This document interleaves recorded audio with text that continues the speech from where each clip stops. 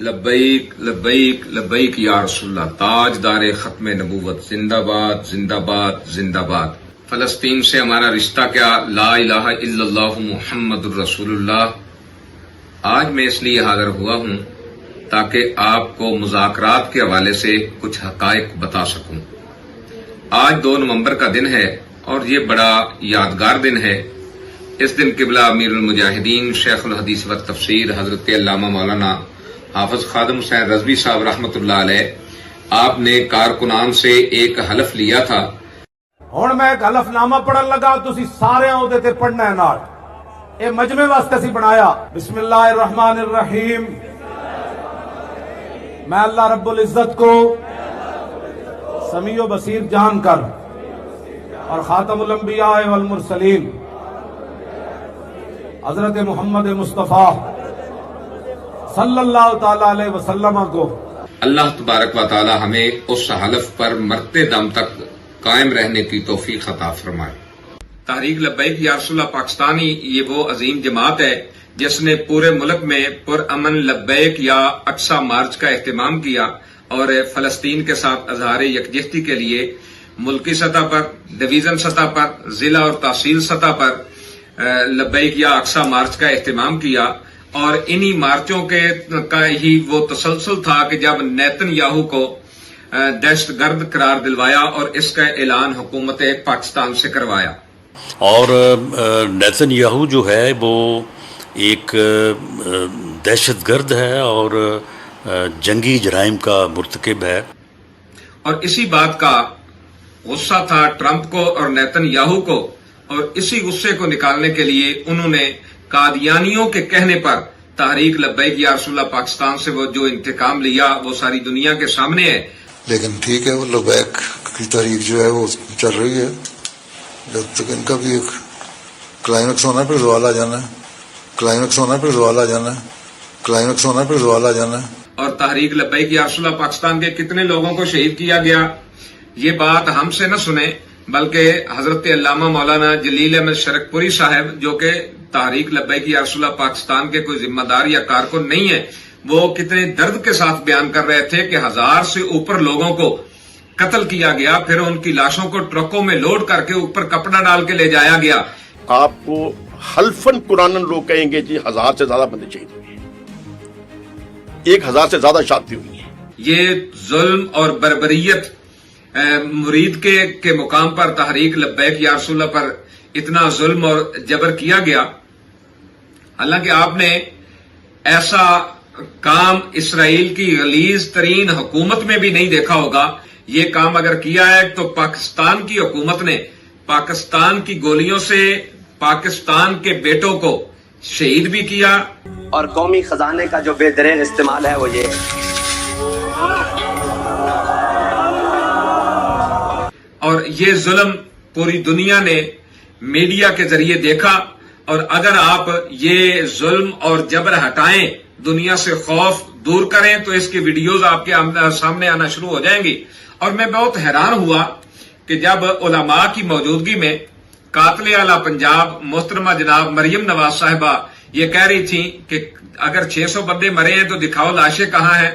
محترمہ ہم تو یہ سمجھے تھے کہ آپ کو صرف پانی نظر نہیں آتا اور آپ یہ پوچھتی ہیں کہ شعیب بتاؤ پانی کہاں ہے، تو آپ کو تو 1000 سے اوپر لاشیں بھی نظر نہیں آ رہی، اور خون میں تڑپتے ہوئے وہ 1000 سے اوپر عاشقان رسول وہ بھی آپ کو نظر نہیں آ رہے۔ ویسے حد ہے آپ کے جھوٹ کی، اتنی ڈٹائی سے جھوٹ تو شاید نیتن یاہو بھی نہ بولتا ہو جتنی ڈٹائی کے ساتھ تم جھوٹ بول رہی ہو۔ اور پھر تمام پاکستانیوں کے دل سانحہ مرید کے سے دکھی ہیں۔ اور اسی پر ایک اور ظلم ہوا کہ لوگوں کے گھروں کو توڑا گیا، مساجد کو سیل کیا گیا، مدارس کو سیل کیا گیا، اور پھر ماں باپ کے سامنے بچوں کو باندھ کے پانی کے ڈرموں میں ڈبکیاں لگوائی گئیں تاکہ ان کے والدین لا تعلقی کا اظہار کریں۔ اور جب یہ ظلم ہوا تو لوگوں کو بٹھا کے ان سے پریس کانفرنس کروائی گئی۔ اور میں کارکنان سے کہوں گا جو تحریک لبیک یا رسول اللہ پاکستان کے کارکنان ہیں کہ جنہوں نے لا تعلقی کا اظہار کیا ہے ان کو تان و تشنیع کا نشانہ نہ بنائیں، کیونکہ جو لبیک یا رسول اللہ کہنے والا ہے وہ کبھی دل سے منحرف نہیں ہوتا، اور میں سلام پیش کرتا ہوں ان کارکنان کی عظمت و شان کو جو ہر ظلم اور جبر سہ کر بھی جنہوں نے تحریک لبیک یا رسول اللہ پاکستان سے لا تعلقی کا اظہار نہیں کیا، بلکہ آج بھی وہ اپنے موقف پر ڈٹے ہوئے ہیں اور کھڑے ہوئے ہیں اور لا تعلقی نہیں کر رہے۔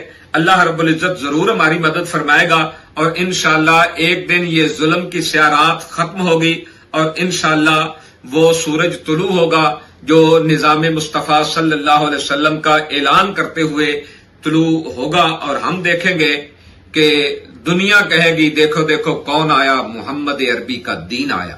اب میں آپ کو مذاکرات کے حوالے سے بتاتا ہوں کہ مذاکرات میں کیا ہوا، کہ میں خود بھی مذاکراتی ٹیم میں شامل تھا۔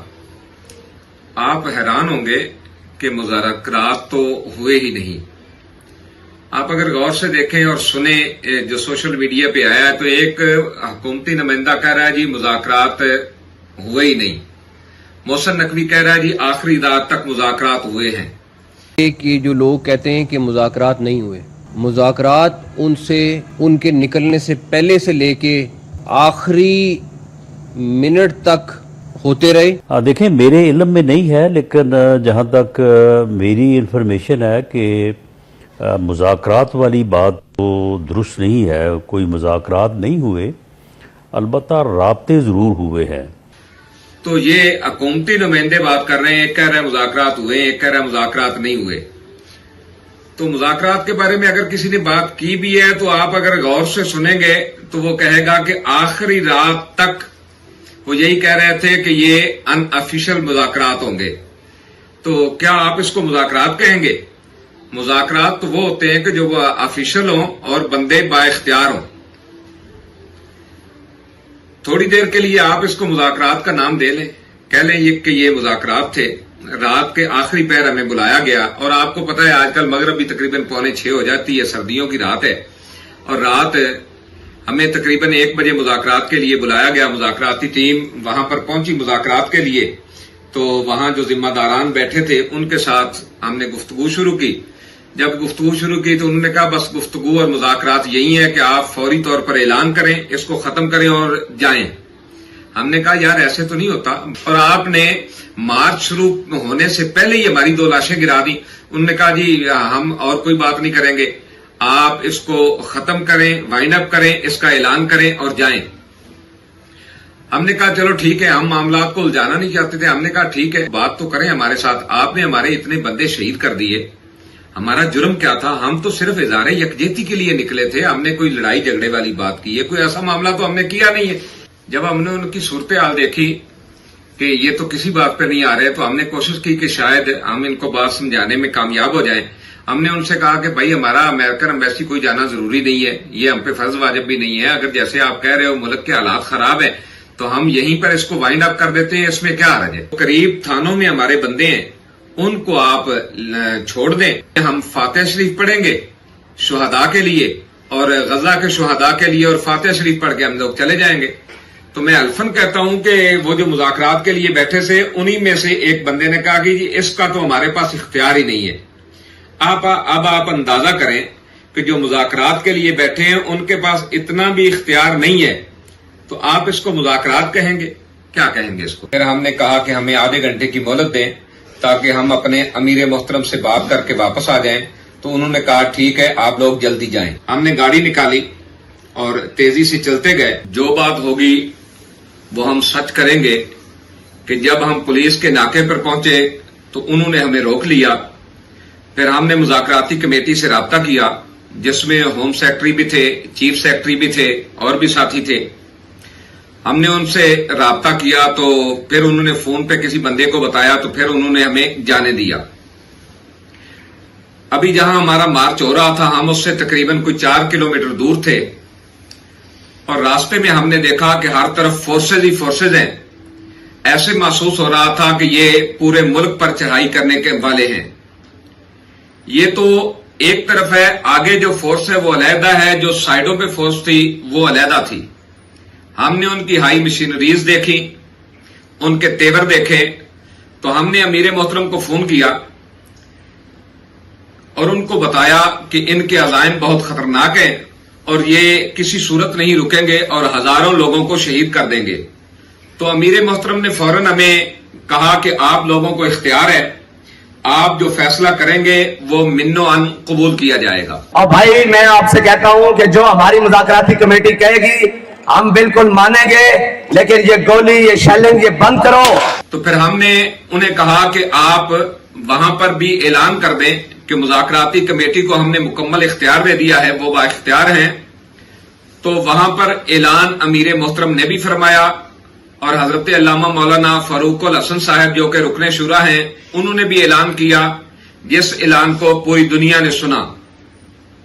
ہم نے پھر مذاکراتی کمیٹی سے رابطہ کیا کہ اب آپ صرف 10 سے 15 منٹ کے لیے فورسز کو پیچھے کر دیں, ہم آپ کے پاس آتے ہیں, ہمارے پاس اختیار ہے, ہم یہ ختم کرنے کا اعلان کر دیتے ہیں.